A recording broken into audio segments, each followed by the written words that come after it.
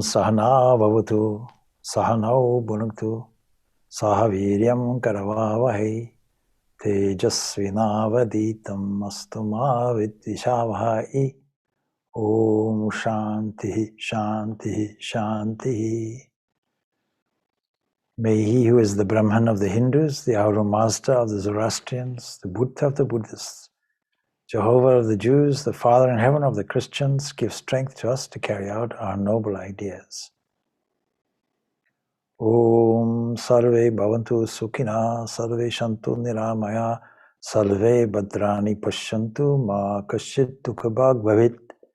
May all be prosperous and happy, may all be free from illness, may all achieve perfection in this life, may none suffer from miseries in this world. O Lord, please accept our offering, bless us, make us pure and all-loving. May we not accuse, demand, or complain, but love, respect, and cooperate with all. May we not find fault with others, but try to find our own faults. May we not treat others as strangers, but learn to make all our own. May we feel the whole world to be our own. May divine strength pilot us, divine power uphold us, divine wisdom guide us, and the wisdom of God guide us. The divine is with me, before me, behind me, in me, beneath me, above me, on my right, on my left.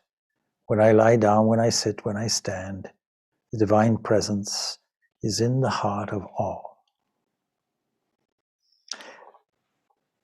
May that one protect us both. May that one nourish us both. May we work together with great vigor. May our study be illumined. May we not unnecessarily cavil with each other. Peace, peace, peace be unto all.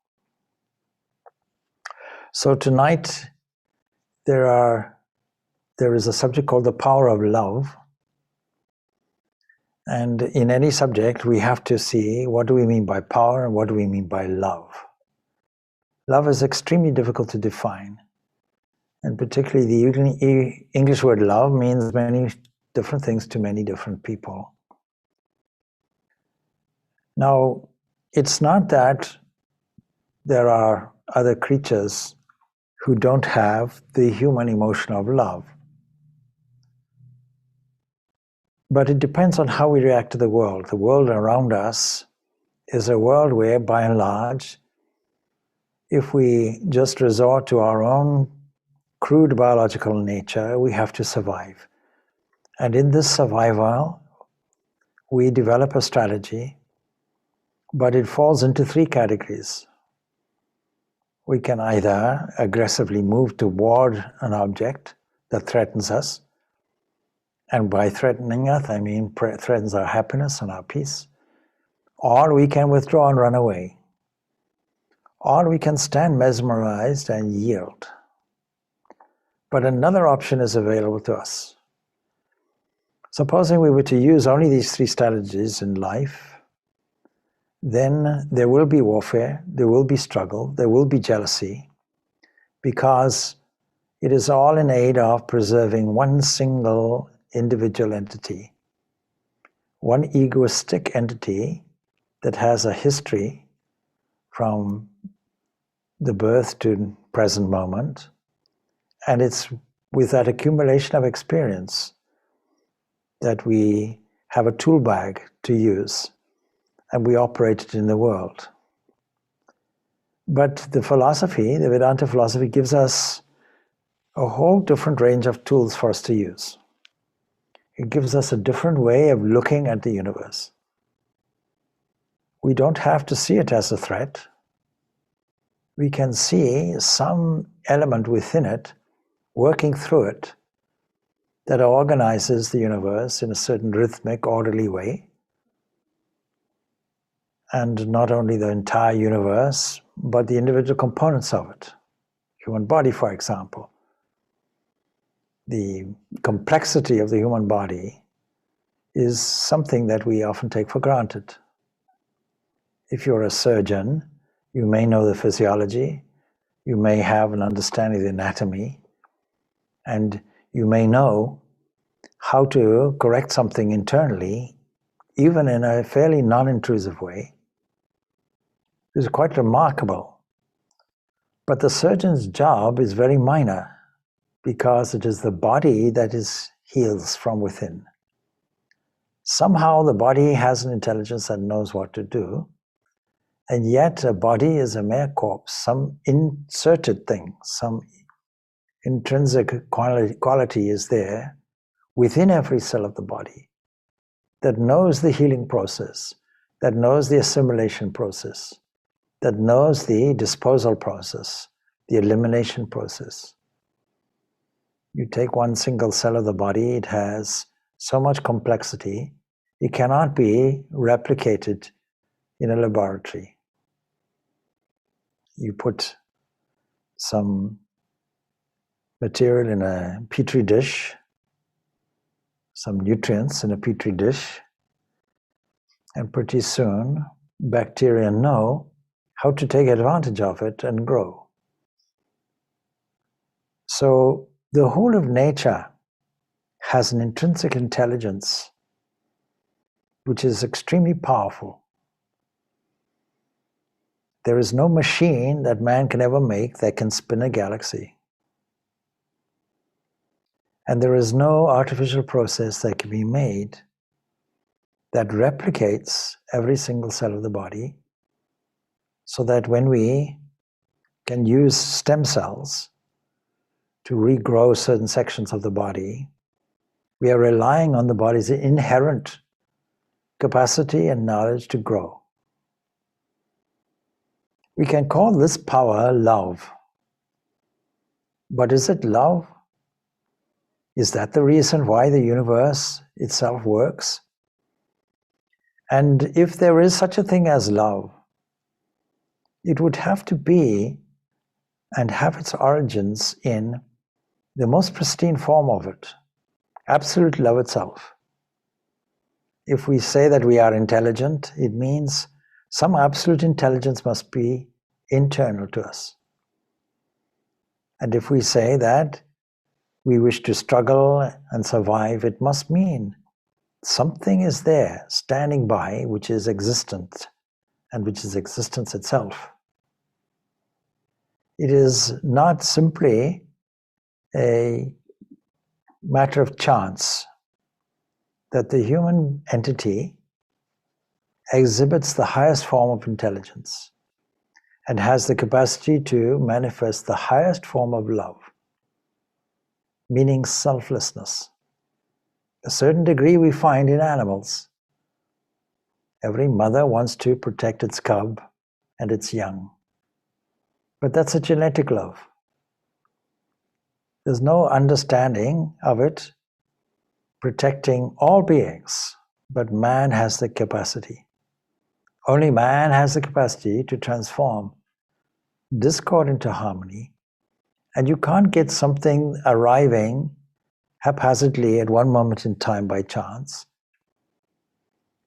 The Vedanta philosophy, along with its companions of Sankhya and Yoga, will tell us, no, something internal is there, manifesting from inside to the outside, making a transformation in its wake. It is our internal, deepest nature.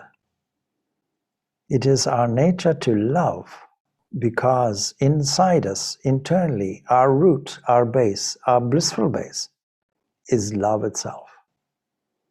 It is our nature to survive, not because we are biologically programmed to do so, but because our very nature, at the very depth of our being, is being itself, something that never changes. This immutable entity that we call Atman. If we are intelligent, manifesting as the capacity to create the most beautiful arrangement of 7 notes and their subsidiaries, making concerts and symphonies, making great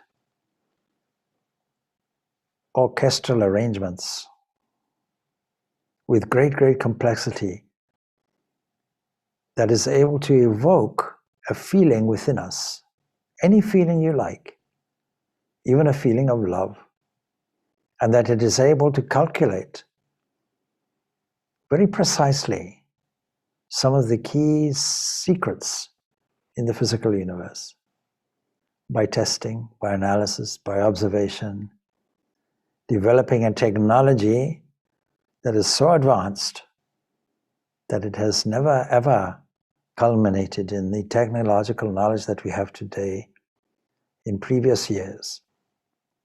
In a remarkably short time, with the wish to fly, we don't have to wait for thousands upon thousands, millions perhaps of years, and grow wings. With our man brain, we are able to invent an aircraft and fly above the clouds, higher than any bird can fly.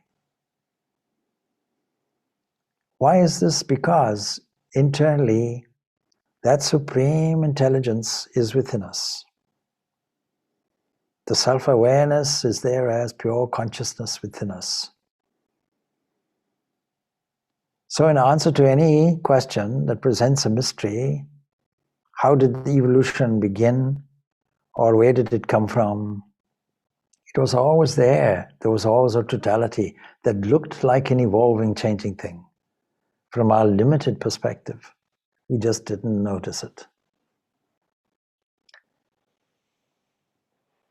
So there are three centers within us, basically, that allow us to react in certain ways. And we can call this divine light, divine life, and divine love. If you want to put it physiologically, you can say it is in the gut, the survival, it is in the heart, the emotional, and it is the head, the intellectual. And this is reflected in three stages of the mind or phases of the mind that produce for us three different approaches. The approaches are there for us to discover our innermost nature, our innermost essence. And when we employ them in meditation, we can arrive at a blissful base. These three approaches are naturally called yogas. There's Jnana Yoga, Bhakti Yoga, Karma Yoga, all corresponding to the capacity to think, the capacity to feel, and a willing capacity. If we say, as all religions say, God is love, we probably have to clear up a common misunderstanding, because we mustn't use the term God as a contrast to its feminine form, goddess. We should maybe contrast it with a neutral form or a neutral form of it, or a supreme creative power which cannot have a gender. Not in the grammatical or biological sense, anyway. So the term God is a convenient sound symbol. The Upanishads use the neutral term tat, that, the ultimate truth which we all seek. And so, in a conversation with Brihadaranyaka Upanishad, where Gargi and Yajnavalkya discuss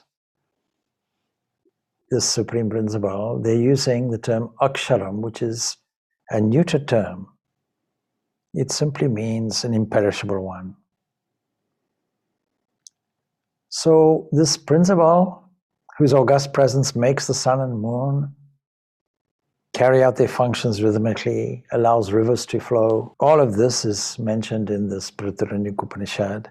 It is the unseen seer, the unheard hearer, the unthought thinker, the unknown knower. There is no other seer than that, no other knower than that, no other thinker than that. When we say, I think, we've made a mistake. There's only one thinker. When we say, I know, we make a mistake. There's only one knower. When we say, I observe, we make a mistake. There's only one seer. So even though we can't directly see or hear or think or of or know of this entity, we shouldn't lose hope altogether, because the very acts of seeing, the very acts of hearing, the very acts of thinking and knowing, these are only possible because of its august presence. So we have an immediate access to it. So it is in fact the ever-abiding inner controller, and its glory is expressed through the seeing and the hearing and the touching and the tasting and the breathing and the process of digestion. I came across a video today that was addressing people at Durga Puja, so it was this time of year. It must have been 2 years ago, because it was before the COVID. And seeing that there were a lot of children there, both literally and also adult, I was in a kind of fun mood and I asked, so is everybody here breathing? Is anybody not breathing? Everybody acknowledged, yes, we're breathing. All right, so far so good. Anybody whose heart is not pumping? No, all hearts are well. How many people, then was our next question, have a warm heart? What do we mean by that? How many people have a sense of compassion and giving for others? All inclusively. Because mostly what we call love is love of ourselves. That's the typical kind of love that we have. But what is love? It must be much more generous than that. One of the most beautiful passages on love will come from a letter of St. Paul to the Corinthians. It is often repeated at marriage ceremonies. But the mistake that we make is applicable only to two people getting married in a church. But actually, when we look at it, it's applicable everywhere, and that's how it's meant. The letter begins like this: brothers and sisters, strive eagerly for the greatest spiritual gifts. What do we mean by spiritual gifts? Are these gifts for me, selfishly? If we think that this is so, the next part of the letter will mitigate against it. He says, but I shall show you a still more excellent way. Because there are certain gifts. Many people engage in spiritual life and practice because they want something from it. Give me the gift of peace. Give me the gift of harmony. Let me not be stressful. Let me not be living in poverty. Is there a spiritual life that can enhance these? Yes, because what we call spiritual life requires an internal shift in our thinking and in our feeling, mobilizing all the energies within us. And when we direct that, because there is only one seer, only one thinker, only one knower, every thought and feeling finds its way infallibly. Unless we take it away by some counter thought. It will move. Where does it move to? Since there is only one entity doing this, it is a creative function that has the capacity to mold and combine and form and modify and oscillate into the world of people and places and events around us.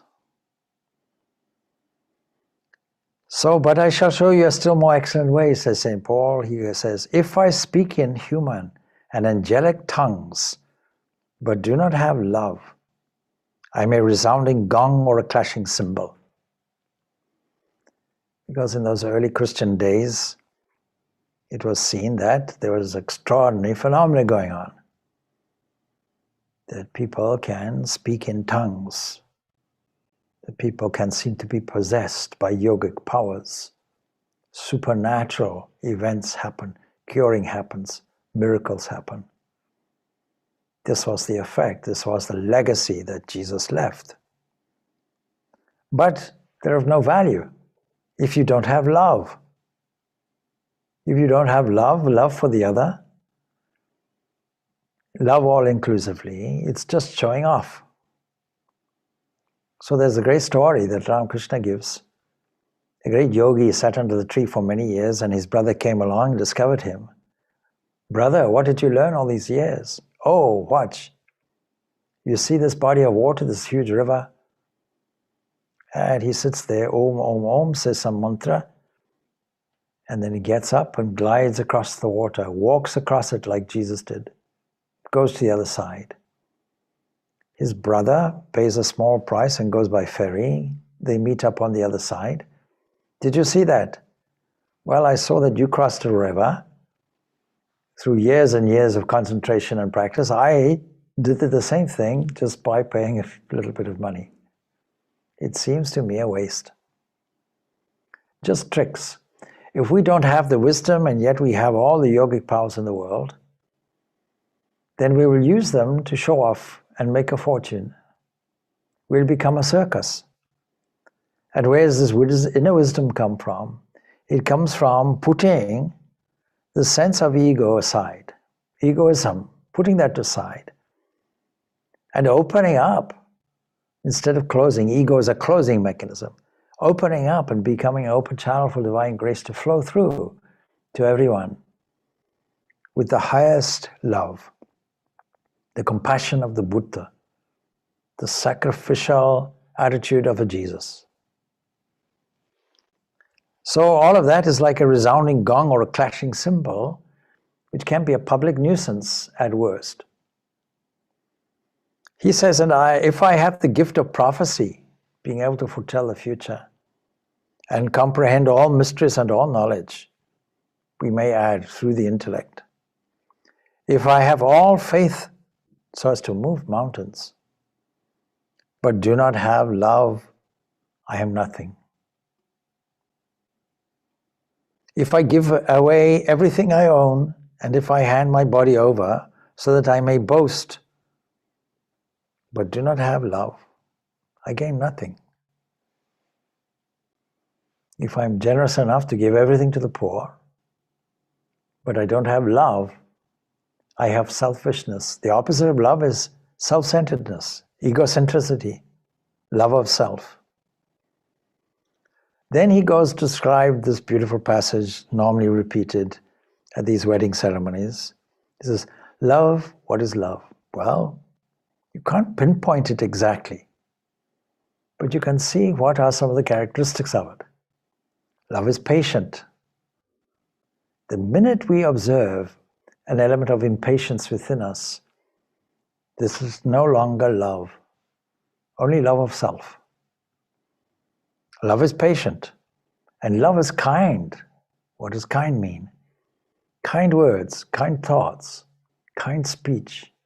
Bhagavad Gita tells us, he said there are 3 kinds of spiritual practice or discipline, 3 kinds of tapasya. And when it comes to speech, let it be elevating to another. Why can't I raise somebody up with my speech, or raise somebody out with a smile, or a sense of humor, or a sense of fun, or a sense of joy? And yet we squander our speech in terms of criticism, in terms of negativity, in terms of expressing resentment or unhappiness. Even in a subtle way, a small inner complaint that if we're not careful, we ourselves bypass, but other people catch it. So love is kind. It's not jealous. I'm kind and loving if you're not my competition. In religion, I'm kind and loving if you believe what I believe. But if you don't believe what I believe, if I think you have a different set of rules or a doctrine or dogma that is different from mine, or a tradition that is abrasive to me personally, then I'll try to defeat you. And if you're successful, then I will harbor that resentment and I'll be jealous. What is jealousy also? So-and-so has a nice house round the corner, I wish I had that. Envy comes with jealousy. Love is patient, love is kind. It's not jealous and it's not pompous. What is pompous? So many examples, see. You know, I'm a very generous person. I give a lot to charity. See? Me, I am humble, and I'm proud of it.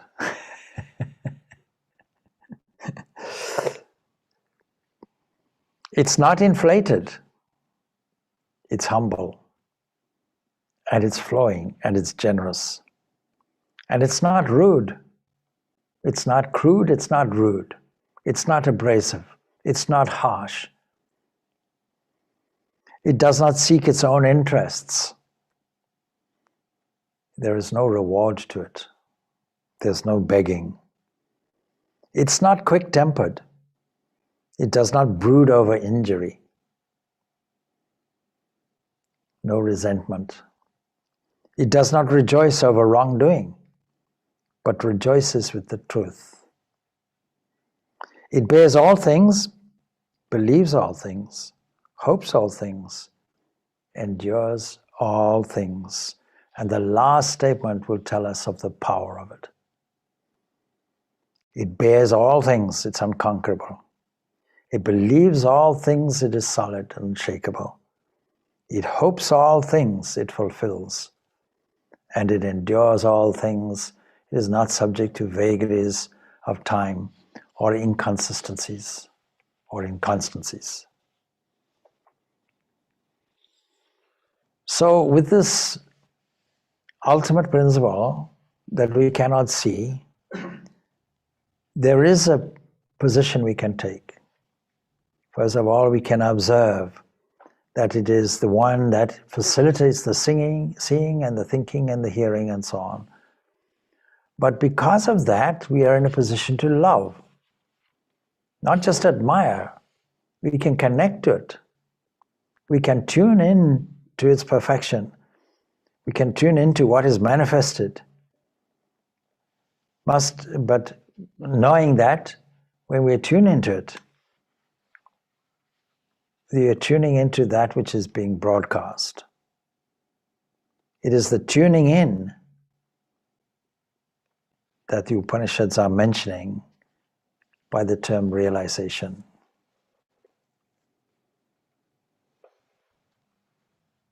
How to love God is because God is lovable. When we notice that pouring entity that's going into it, it is not an artificial cultivation of love. It is a spontaneous acknowledgement of the source of all our doings and activities. It is the real doer. Swami Vivekananda in his Bhakti Yoga lectures, he gives a lecture, of course, he gave it in San Francisco. He gave it on April 12th, 1900. He makes it a theme of his, this idea of love. And he says that love may be symbolized by a triangle. I brought this up many times before. In summary, the triangle consists of no reward, no fear, no rival. But he elaborates on these points beautifully. So he says that the first angle is love questions not, it's not a beggar. It doesn't say, I'll give you my love if you give me something. It is not a flattery business. Beggar's love is no love at all, he says. The first sign of love is when love asks for nothing. So often in prayer, we have a shopping list. Bring the Lord out, come sit here please. No, don't go anywhere. I have some request to you. And then you bring out a long sheet. There's a short list, only 105 pages. Can you give me this, give me this, give me this, give me this, and so on and so forth. Now, Rabindranath Tagore tells a wonderful story about that. I think I've told you before. I'll tell you it again. So there was one beggar. He was begging for his food, mainly in terms of grains of rice that he could take home in his handkerchief and cook for him and his family. But good fortune struck one day, and there was a big procession through his village. And he jostled to the front, thinking, if only this king and his procession would stop by me, seeing me in my poverty, and seeing the look of appeal in my eyes, he'll stop and he'll give me something, and all my fortunes will change. And he caught his breath because the king got down from his chariot and walked toward him. And he thought, fortune has smiled on me now. And the king approached him and said to the beggar, my dear subject, I'm the king. What will you give me? And the beggar was astonished. He opened his handkerchief miserly and got the smallest, tiniest, most meager grain of rice he could think of, and said, Your Majesty, I'm so poor, here's all I can afford, and gave it. Very grudgingly he gave it, with no love. Anyway, disappointed, he goes home to cook the remainder of his life, his rice, and he opens his handkerchief. And there in the smallest corner of his handkerchief, a small grain of gold.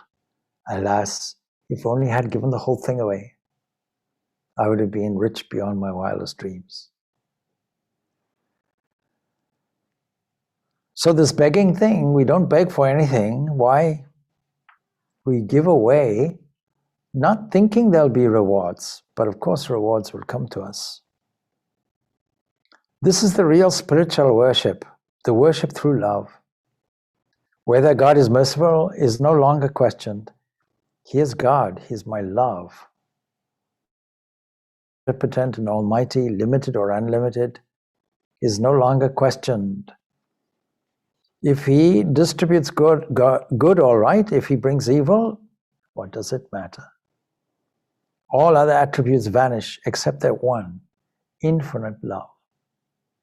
It was a great test of love.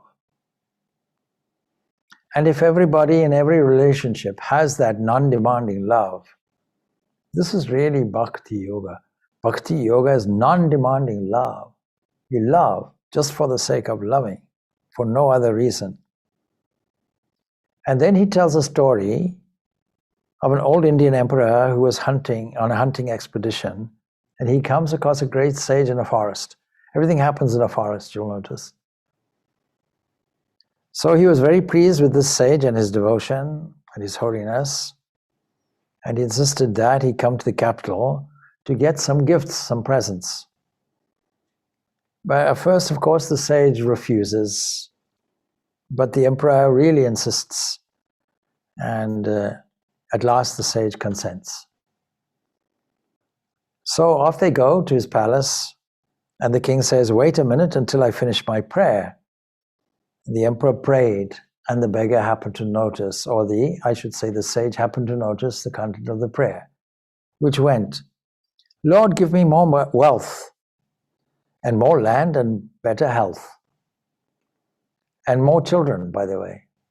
And it goes on, and this and that and the other. Brings out the shopping list. And the sage stood up and began to walk out of the room. And the emperor said, well, wait, you haven't received any of my presents I was going to give to you. But the sage replied, I do not beg from beggars. All this time you've been praying for more land, more money, for this, for that.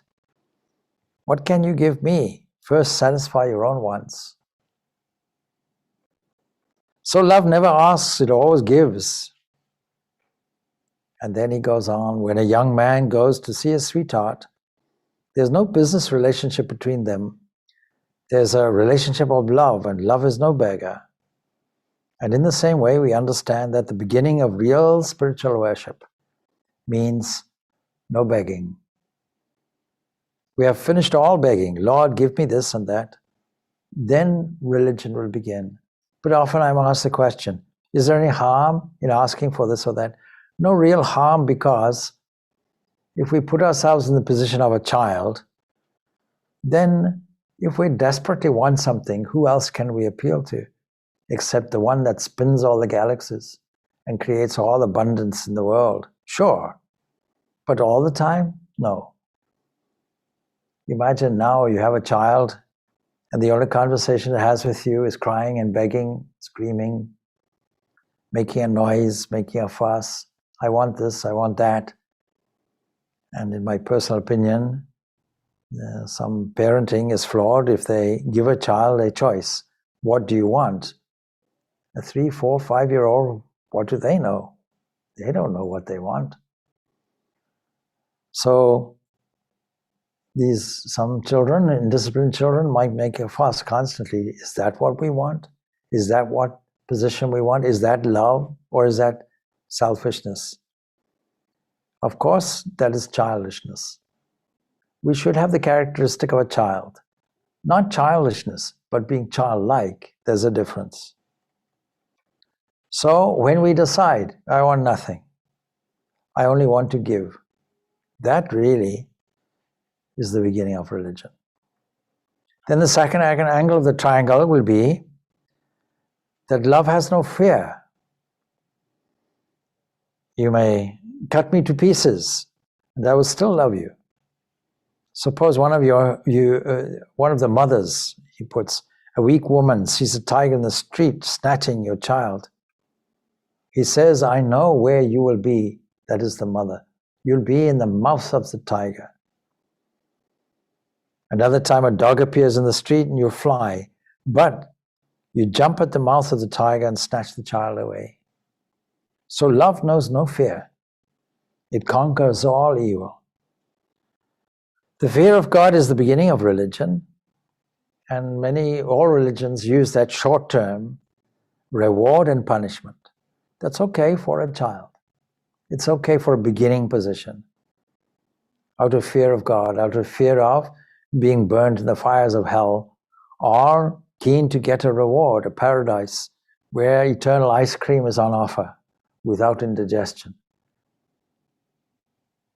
But soon we find this is only short term. There's no real depth of meaning in it. So soon all fear has died out.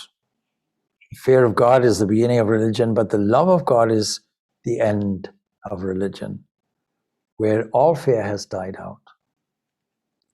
And then he puts the third love angle as that love is its own end.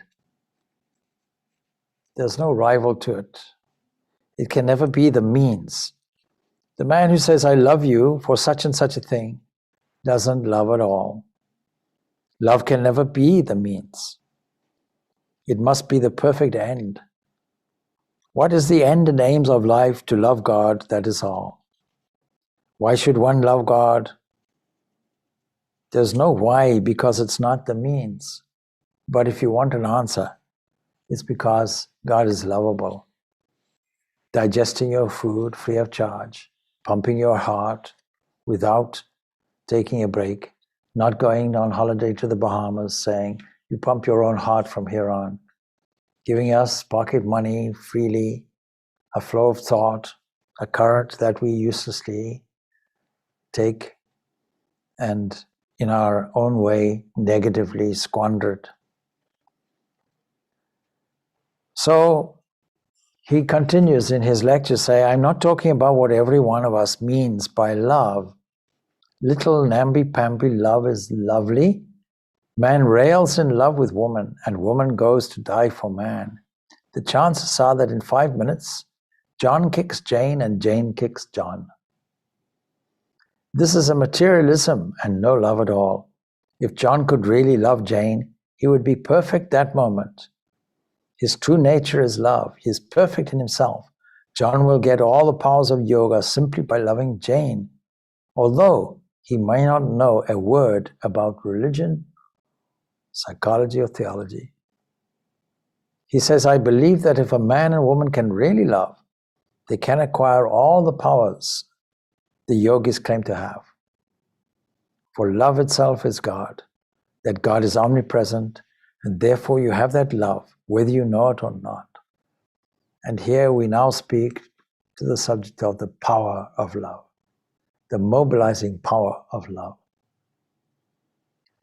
Now, if you apply that in the modern world, in a true, sincere way, what kind of transformation can take place? Naturally, the whole world can change. Is it feasible? Is it possible? Every person has to answer for themselves, because a transformation has to occur on an individual basis first. So often we have conferences on peace, and we have assemblages on peace. The United Nations Peace Day was celebrated fairly recently. And there was one person who said very succinctly, if we really want peace, we have to create a peace within ourselves first. But how many people have the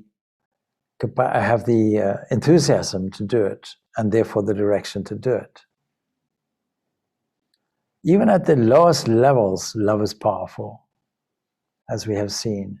The love for a child, or the love that obsesses somebody, or love of country, love of nature, or even love of a football team. You've seen how violent people can be in the name of love of their football team. And naturally, on the other side, hatred for the other ones. We have to tell them, by the way, it's only a game.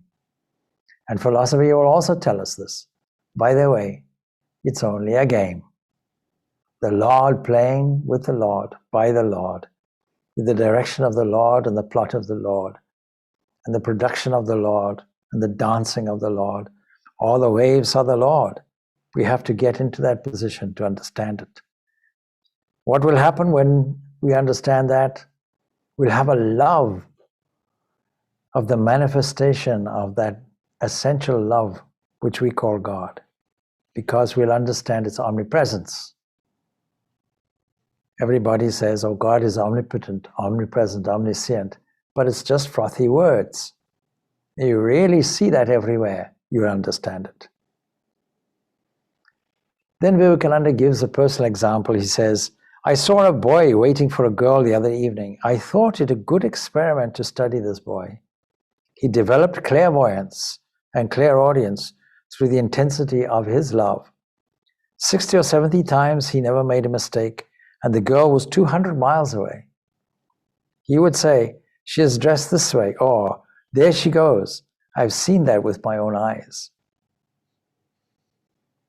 Then he goes on, this is the question, is not your husband God, your child God? If you can love wife, you have all the religion in the world. In this conversation with Yajnavalkya and Gargi, he tells us, not for the sake of the husband is the husband dear, but for the sake of the self. That is the internal entity called God. This afternoon, I saw some people who were going to get married soon, and I wanted to give them a few words of advice. I said, please study the Ramayana. The Ramayana, the story of Rama. Because there you'll find this relationship between Sita and Rama. Supposing now somebody is banished to the forest for 14 years in the most cruel and impoverished circumstances, simply relying on what nature provides. Being away from the things that you're used to, family, friends, a lifestyle that you're comfortable with.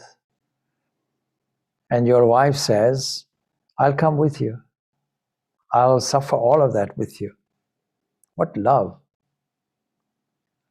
Lakshmana, Rama's brother, also does the same thing. What love. We learn about love through the story of Rama.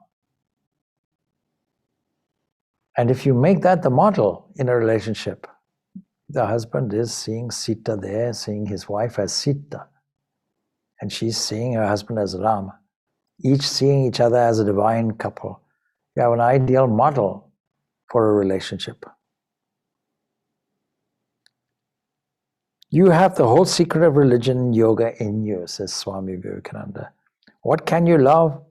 That is the question. You say, I love. Oh, Mary, I'd die for you. But if you see Mary kissing another man, you want to cut his throat. If Mary sees John talking to another girl, she cannot sleep at night and she makes life hell for John. This is not love. This is barter and sale in sex. It is blasphemy to talk of it as love. The world talks day and night of God and religion, so of love. In fact, so many love songs are made. Every song seems to be one. But making a sham of everything, that is what you're doing. Everybody talks of love. Yet in the columns in the newspapers, we read of divorces every day. Even in his time, it's there. When you love John, do you love John for his sake or for your sake? If you love him for your sake, you expect something from John. If you love him for his sake, you do not want anything from John. He can do anything he likes, and you will love him just the same. So he says these are the 3 points or the 3 angles that constitute the triangle of love. And unless there's love, then he says philosophy becomes dry bones, psychology becomes a sort of theory, and work becomes mere labor. And if there is love, philosophy becomes poetry, psychology becomes mysticism, and work, the most delicate, delicious thing in the creation. Beautifully, beautifully he speaks. By merely reading books, one becomes barren. Who becomes learned? He who can feel even one drop of love. God is love, he asserts, and love is God, both. And God is everywhere. After seeing that God is love and God is everywhere, one doesn't know whether one stands on one's head or on one's feet. Like a man who gets a bottle of wine and doesn't know where he stands. If you weep 10 minutes for God, we will not know where we are for the next few months. He will not remember the times for meals. He will not know what he is eating. How can you love God and always be so nice and businesslike? The all-conquering, omnipotent power of love. How can it come? I'm very pleased I'm reading this because there's no way that I could be as poignant and to the point, and the use of words that he uses to illustrate this is superb. So he goes on to say, judge people not, they're all mad. Children are mad after their games. The young after the young, the old chewing the cud of their past years. Some are mad after gold. Why not some after God? Go crazy over the love of God as you go crazy over Johns and Janes. Who are they, people say? Shall I give up this? Shall I give up that? One asked, shall I give up marriage? Do not give up anything. Things will give you up. Wait and you'll forget them. So to be completely turned into the love of God, there has to be real worship. You have a glimpse of that now and then in various churches. For example, here in Ireland, the Roman Catholic Church, some of those wonderful monks and nuns going mad with marvelous love. Such love you ought to have. Such should be the love of God, without asking anything, without seeking anything. Now, of course, his whole master, Sri Ramakrishna, had this madness of love. He was obsessed with it. He was a true jnani as also a true yogi. But how to worship? What is this worship? Well, in one other lecture, he gives worship is really work. You can say worship. It means every activity that you do, everything that is on your plate, every thought that you have, every impulse that you have is a kind of love offering, a small flower. I always remember one of my most famous, or favorite, I should say, Christian saints is Teresa of Lisieux. The little flower, she reports so candidly and honestly that during the morning prayer and meditation, a nun in front used to fiddle and shuffle around, and this used to irritate her no end. Of course, we know from St. Paul's letter that impatience or irritation is the opposite of love. But we have to deal with these original impulses. And then she said, I will take these small things, as small flowers and offer them to my beloved. And that is how she handled it. All these small irritations that we have with people, we take it, and the more the better. Let there be more of these coming my way so I can take them, and these small abrasions I can offer. Lord, here's my flower. The ability, capacity to deal with these small things. It's the small things that get to us. The big things you find are just an accumulation of all the small things. So it is this love and this praise come into my heart, but only for the beautiful praise to God. Praise to God, the lover. God is nothing else than that. He does not care for the wonderful things many yogis can do. Little magicians do little tricks. God is the big magician, and he does all the tricks. He cares. Who cares how many worlds there are? He tells a story later in his lecture. It is a story of a queen preaching the love of God in the streets. Her enraged husband persecuted her, and she was hunted up and down the country.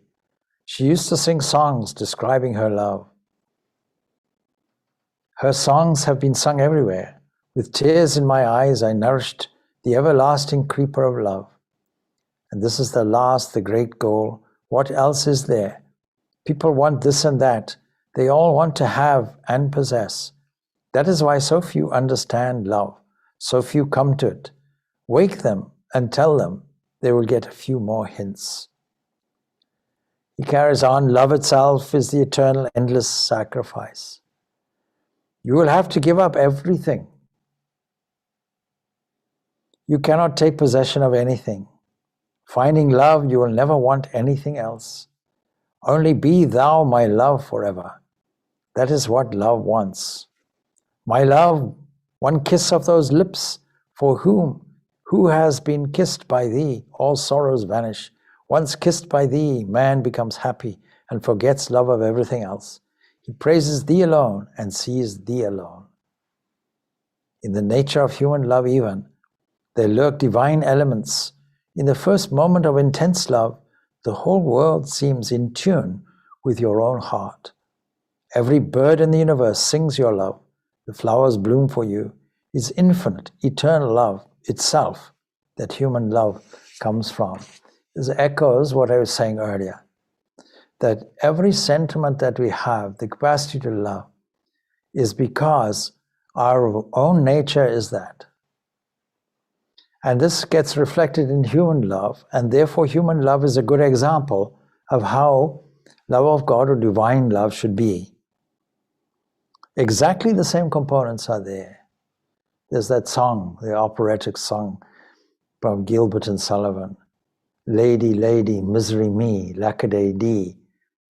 He sips no sup, something like that. He can't eat, he can't drink, he can't sleep for the sight of a love of his lady, like that. So this madness. Now, you may say, I don't want all that. Actually, I want some of it, but not all the time, please. And so here we're presenting an ideal, and Swami Vivekananda himself is representing an ideal, but it's the highest ideal.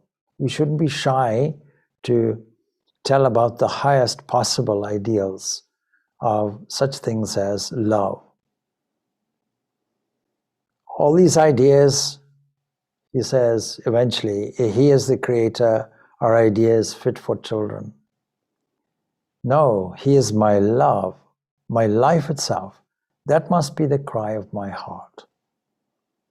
Then he says, I have one hope, they call thee the Lord of the world, and good or evil, great or small, I am part of the world.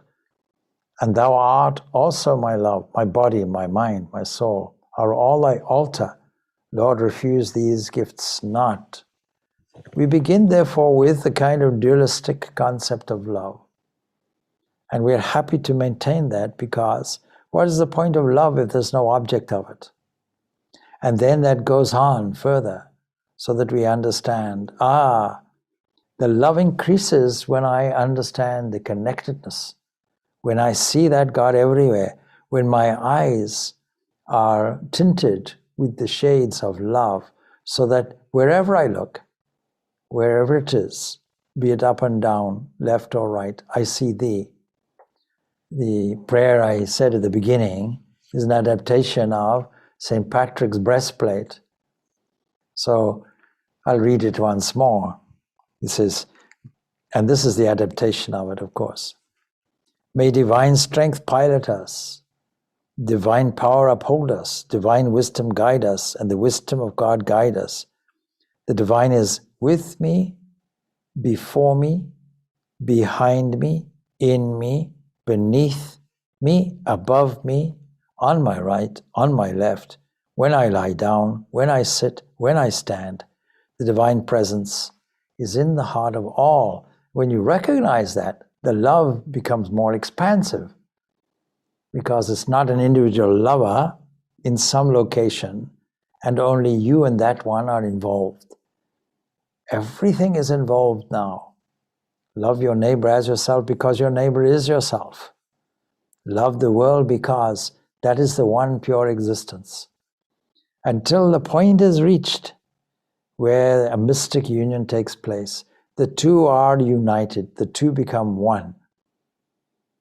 And in that oneness, knowledge itself dawns. Such rare persons will revolutionize the entire world. And we can be close to that as much as we want. It depends. According to Patanjali Yoga Sutras, success is speedy for the energetic. It's like everything else. What you put in, you get out. But it shouldn't be artificial. The beauty about Bhakti Yoga is it is entirely natural. It is entirely a wonderful song of thankfulness, continuously playing. And so there's no renunciation per se, giving up. On the contrary, there's only displacement. Your love of the divine displaces your love of everything else, so that you give up these little loves for that one grand love. So these are some thoughts on the power of love. And the reason why I bring the subject up is because there's a particular, of course, we're in the middle of Navaratri. And so we have to bear in mind two things. When we say the power of love, we're talking of a divine entity that is love, but is also power. And this is reflected in all the iconography and tales that we can contemplate during this season. The motherly love, but also the mother power, the power to destroy our ignorance and ruthlessly destroy this, anything that upsets the equilibrium of harmony of life. That's on the one side. On the other side, it is the mother to whom we go, who protects us and is ever available, extending the mother's heart to all of us. So with these few words, we finish. Om Shanti, Shanti, Shanti. Peace, peace, peace be unto all. Thank you.